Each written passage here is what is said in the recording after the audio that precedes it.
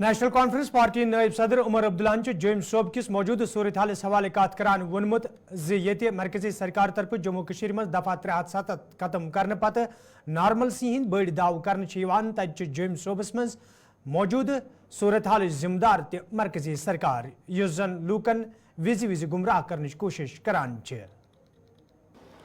जो लोग 370 के यहाँ से उड़ाने के बाद ये दावा कर रहे थे कि सारी मिलिटेंसी 370 के साथ जुड़ी हुई है और इसको हटाने के बाद जो है जम्मू कश्मीर जो है पूरी तरह से यहाँ पे अमन छाया रहेगा, ये सवाल आप उनसे करिए। हमने बार बार कहा है कि मिलिटेंसी का 370 से कोई लेन देन नहीं था, हटाने से भी मिलिटेंसी पे कोई ख़ास असर नहीं पड़ेगा और ये साबित हुआ है। ये लोग लापरवाही कर रहे हैं, ये लोग अपने काम के तरफ ध्यान ही नहीं दे रहे हैं, बाकी चीज़ों में लगे हुए हैं। आपके जो आला अफसर हैं उनको काम के तरफ कोई ध्यान नहीं है, उनको हालात को सुधारने में जो रोल अदा करना चाहिए वो कर नहीं रहे हैं। बीजेपी के तरफ से नहीं ना, बीजेपी का ये हुकूमत के तरफ से जो है लापरवाही है, उसमें तो आप इनकार कर नहीं सकते हो। हालात जो हैं दिन ब दिन और ज़्यादा ख़राब होते जा रहे हैं। इसके लिए कसूरवार कौन है? जब एक तरफ से जब हमारी हुकूमत थी, हमारी हुकूमत को इन चीज़ों के लिए कसूरवार ठहराया जाता था, ठीक है ना। अगर उन हमलों के लिए हम कसूरवार थे तो आज जो हमले हो रहे हैं उनके लिए कौन कसूरवार है? जाहिर सी बात है ये लोग हैं और उनको हालात सुधारने में जो रोल अदा करना चाहिए वो नहीं कर रहे हैं।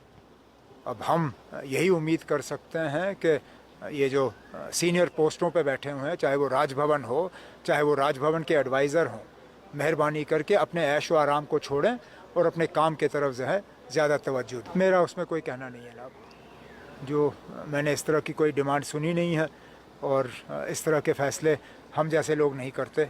इस तरह के फ़ैसले जो हैं वो बड़े पैमाने पे होते हैं, लेकिन इससे पहले भी आपने स्ट्राइक किया, क्या ये हमले रुके? आपने बढ़ चढ़ के जो है बालाकोट में स्ट्राइक करने का दावा किया, उसके बावजूद जम्मू कश्मीर में मिलिटेंसी ख़त्म नहीं हुई। अगर आप मुझे यकीन दिला सकते हो कि स्ट्राइक करने के बाद जम्मू कश्मीर जो है वो पूरी तरह से मिलिटेंसी से आज़ाद किया जाएगा, ठीक है ना, हम भी सुनने के लिए तैयार हैं। मुझे कोई अप्रहेंशन नहीं है। अगर हमारे होम मिनिस्टर और प्राइम मिनिस्टर जो हैं वो इन ताकतों के सामने झुकने के लिए तैयार नहीं हैं तो फिर वक्त पे इलेक्शन होंगे। लेकिन अगर हमारे प्राइम मिनिस्टर, होम मिनिस्टर के पैर थोड़े हिल गए और वो इन ताकतों के सामने झुक गए और इन हमलों के बाद उन्होंने इलेक्शन पोस्टपोन किया, तो मुझे लगता है वो हमारे मुल्क के लिए एक बहुत बुरी बात होगी। ये हमले अगर किए जा रहे हैं इलेक्शन पोस्टपोन करने के लिए, तो फिर मैं तो यही उम्मीद करूँगा कि हम इन ताकतों को कामयाब होने नहीं देंगे। लेकिन अगर हमारी जो केंद्रीय सतह पे लीडरशिप है, अगर वो इन ताकतों के सामने झुकना चाहेगी तो ये फ़ैसला उनका होगा।